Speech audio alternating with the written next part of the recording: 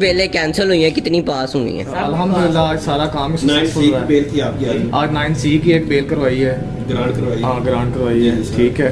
और उसके बाद कुछ तहसील ऑफिस में काम था, ADCR की कोर्ट में। अच्छा, तो सारे काम किए हैं। तो वो जो 302 का मसला था वो? नहीं, वो उसकी डेट कल है। अच्छा, तो अभी वापसी पे एक दोस्त के वाले साहब फौत हुए थे, एडवोकेट थे, उनका साजिद जनाजा करीम पढ़ा। साहब। हाँ जी हाँ जी।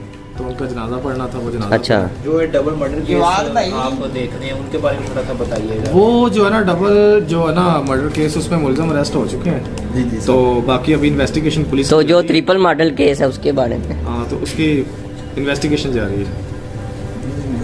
तो भाई मैं भाई समीर वाले कैमरा करे, कब के इंतजार अली भाई के इंतजार में बैठे। तो आप अली भाई की राह क्यों ताक रहे थे?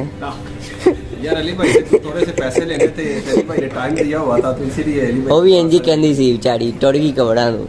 चलो ये भी चले जाएंगे लेकिन हमने छोड़ नहीं नहीं।